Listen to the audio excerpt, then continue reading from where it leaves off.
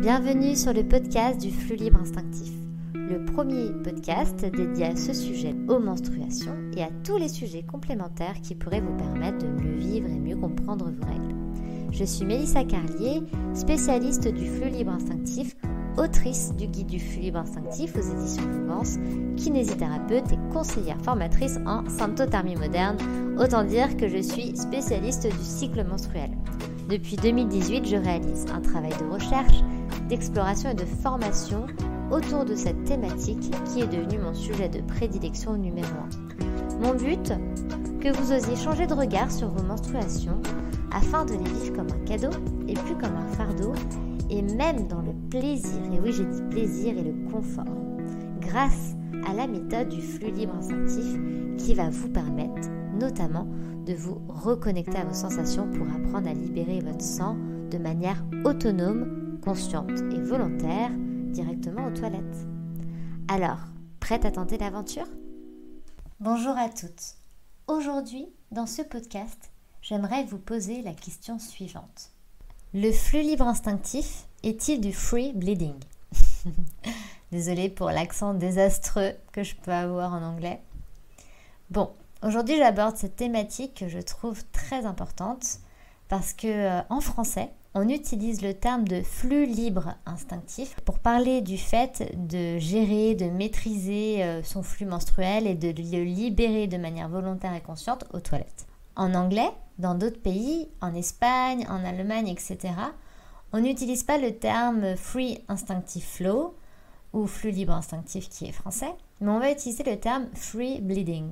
Et la question c'est, pourquoi moi je n'utilise pas ce terme-là ? Pourquoi en français on n'utilise pas ce terme-là ? Et j'ai écrit un livre qui s'appelle le guide du flux libre instinctif. Pourquoi je ne l'ai pas appelé le guide du free bleeding pour me dire qu'au moins il serait connu dans tous les pays et pas avoir un terme aussi francophone. Alors à travers de nombreuses recherches, parce que ça fait aussi partie de mon travail de comprendre un peu l'origine de cette méthode qui évolue et qui aujourd'hui commence vraiment à prendre son essor, est né justement des free bleeders. Alors qui sont les free bleeders ? Ce sont des femmes des années 1960-70. C'est un mouvement féministe en fait qui a été créé à la suite du scandale des tampons Relay, suite auquel il y a eu un certain nombre de syndromes de choc toxique assez violents, parce que c'était des tampons qui ont été créés dans le but d'être ultra absorbants. Donc il y avait une composition assez nocive et en plus de ça un port beaucoup trop prolongé. On rappelle quand même qu'il y a encore des cas de syndrome de choc toxique menstruel, que ce soit à cause de la cup ou du tampon, mais que c'est rare. Mais quand même, ça existe. Et on entend parfois parler dans les médias, donc gardez bien votre vigilance à ce niveau-là.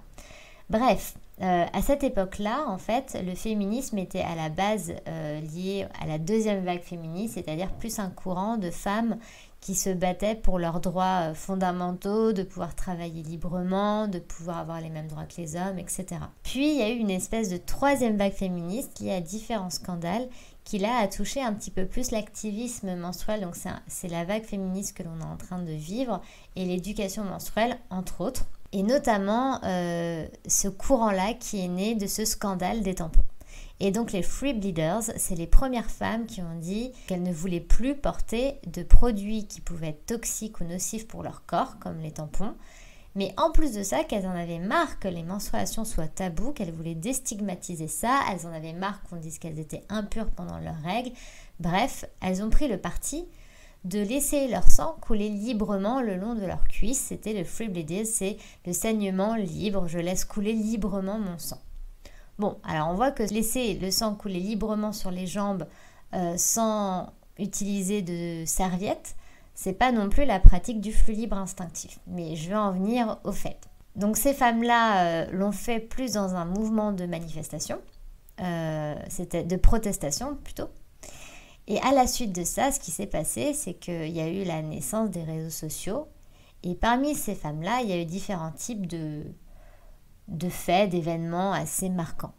En 2015 par exemple, la Kiran Gandhi, une marathonienne qui a laissé son sang couler parce qu'elle avait ses menstruations pendant la course et du coup elle a fait le free bleeding. Il y a d'autres femmes qui ont posté des photos sur les réseaux, etc. avec du sang entre les jambes pour montrer, pour déstigmatiser le tabou des règles. Mais ce qui s'est passé, c'est que de la volonté de ne plus porter du tout de serviettes hygiéniques et de tampons, certaines d'entre elles ont commencé à remarquer que finalement, elles ressentaient à quel moment elles devaient se rendre aux toilettes pour évacuer le sang. Et donc, de ce détachement total de ce que moi j'appellerais, ou ce qu'on peut appeler parfois la couche, du fait de retirer quelque chose de support qui vienne réceptionner le sang, et ben le cerveau, le corps a finalement commencé à leur envoyer un certain nombre de sensations. Et des femmes ont commencé à témoigner du fait que le free bleeding, pour elles, c'était aussi le fait d'évacuer le sang aux toilettes quand elles en ressentaient le besoin. Alors là, on se rend compte qu'on commence à se rapprocher du flux libre instinctif, mais c'est par hasard, c'est par ce mouvement de protestation, de manifestation, que ces femmes se sont rendues compte qu'elles pouvaient en réalité être capables d'évacuer le sang, de ressentir en fait à quel moment elles pouvaient évacuer le sang, et donc à ce moment-là, plus nécessairement le laisser couler entre leurs jambes, mais le libérer aux toilettes. Donc là, à ce moment-là, on trouve plusieurs témoignages, des articles, des vidéos, etc. de femmes qui en parlent un petit peu, qui expliquent en fait, elles ressentent des sensations, parfois elles peuvent se sentir pleines, remplies, elles peuvent sentir une contraction, etc. Donc on se retrouve finalement avec des femmes qui commencent à parler du fait de ressentir les sensations pour libérer le sang aux toilettes, et elles nomment ça aussi le free bleeding. Donc c'est en 2012 qu'en France, pour la première fois, en tout cas c'est la première trace que l'on a sur internet, on découvre le terme de flux libre instinctif. Ce terme, il a été nommé, il a été utilisé pour la première fois par Lena Abishaker, une ex-journaliste du magazine Le Chou Brave, que je vais avoir la chance de rencontrer bientôt, qui a utilisé le terme de flux libre instinctif, en indiquant que ce terme, c'était une traduction française d'un mouvement qui s'appelle le Free Instinctive Flow et qui consiste, là, pour le coup, à maîtriser le flux menstruel et à l'évacuer aux toilettes en déterminant le bon moment pour aller aux toilettes. Enfin, voilà. Il n'y avait pas encore la notion de mécanisme, d'explication, mais en tout cas, c'était vraiment le fait de se reconnecter, de comprendre à quel moment il fallait évacuer le sang aux toilettes. Donc Lena Abishaker, en 2012, c'est la première à mentionner cela en ces termes. Et aucune trace auparavant, aucune recherche, aucun article ne parle du flux libre instinctif. Moi-même, j'ai mené mes propres recherches en disant « Ok, alors qui sont les Free Instinctive Flow ?» Et je ne trouve de traces américaines nulle part. Donc mon grand défi, mon gros challenge, c'est de retrouver des traces de ce mouvement s'il y en a. Et donc, je fais un appel à vous toutes et à vous tous que si vous avez des notions, des informations, n'hésitez pas à venir en contact avec moi. En tout cas, j'ai interrogé Lena qui me dit que malheureusement, ça fait 10 ans et qu'elle a plus trop de souvenirs de où est-ce qu'elle avait lu ça. Et donc, on va réenquêter de nouveau. Bref, donc on en est là avec le terme de flux libre instinctif. Alors, ce qui s'est passé, c'est que le flux libre instinctif s'est diffusé en France comme une traînée de poudre à partir de 2015 avec plusieurs femmes qui ont commencé à témoigner du fait qu'elles évacuaient leur sang aux toilettes, qu'elles ressentaient, etc., à quel moment elles devaient y aller. Et du coup, elles nommaient ça le flux libre instinctif. Et disons qu'en France, on a très peu utilisé le terme de free bleeding. Mis à part pour nommer le fait de libérer le sang sur nous-mêmes sans essayer de l'évacuer. Donc là, il y a vraiment une distinction en France entre celles qui pratiquent le free bleeding, donc elles ne portent aucun support et elles laissent le sang couler librement, et celles qui pratiquent le flux libre instinctif, qui est plus une conscientisation, une maîtrise du flux menstruel.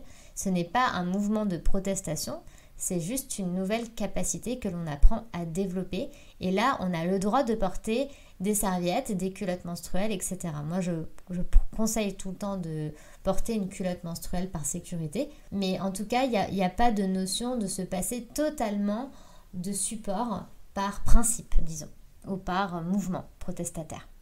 Mais alors, qu'en est-il des autres pays ? Et ma quête aussi consiste à comprendre ou à savoir, à découvrir quelles sont les autres femmes qui sont un peu dans la même énergie que moi, qui sont en train de faire des recherches, qui enseignent cette méthode. Et donc, quand on se balade en Europe, on découvre qu'en Espagne, ils utilisent le terme de free bleeding pour parler du flux libre instinctif, ou en espagnol, ils disent sangrado libre. En Allemagne, ils utilisent clairement le thème de free bleeding pour parler du flux libre instinctif. Je crois que c'est en italien où ils ont utilisé l'équivalent italien de flux libre instinctif. Donc du coup, j'en déduis que ça vient du français en fait, que c'est une traduction du français, que le courant a dû se diffuser en Italie un petit peu pour parler de nous, ce qu'on appelle le flux libre instinctif. Je ne vais pas m'aventurer à vous le faire en italien. Donc voilà un peu où est-ce qu'on en est dans l'histoire du flux libre instinctif et ce que je voulais vous en dire aujourd'hui. Conclusion de cette histoire. En France, on a décidé avec notre goût pour le détail de bien différencier le free bleeding du flux libre instinctif et je trouve que c'est une très bonne chose parce que le free bleeding est un mouvement de protestation et consiste clairement depuis son origine à ne rien porter. Or, le flux libre instinctif, c'est clairement une posture que l'on a face à nos menstruations, c'est l'intégration d'une nouvelle capacité et c'est vraiment l'idée, c'est d'évacuer le sang aux toilettes, mais ça ne s'oppose aucunement au fait de porter de temps en temps, si on en ressent l'envie, le besoin, etc., de porter une culotte ou un tampon occasionnellement et il n'y a aucun principe autour de cela, c'est vraiment une invitation à se reconnecter à son corps et à comprendre comment fonctionnent nos menstruations en réalité. Même si dans les autres pays, maintenant, il commence à se développer des enseignements qui pour nous ressemblent au flux libre instinctif, c'est-à-dire des enseignements qui consistent à aider les femmes à mieux ressentir leurs contractions, à savoir à quel moment évacuer. Je ne crois pas qu'il y ait vraiment de femmes qui fassent de recherche à proprement parler dans d'autres pays. Si vous en connaissez, je serais vraiment curieuse et je vous invite à me partager vos sources. Mais en tout cas, dans les autres pays, là où c'est le plus développé, je dirais, j'ai l'impression que c'est plus en Allemagne et en Espagne, ils utilisent clairement le terme de free bleeding. Et donc, eux, ils ne font pas la distinction entre le mouvement qui consiste à laisser le sang couler librement et le fait d'évacuer le sang aux toilettes de manière volontaire et de s'autoriser quand même à porter une culotte menstruelle. Voilà, c'était la petite histoire du flux libre instinctif. Il y aura certainement une deuxième partie un peu plus tard quand j'aurai étayé mes recherches. Je reviendrai vers vous avec plaisir dès que j'en saurai un peu plus. Je vous dis à très bientôt pour le prochain épisode.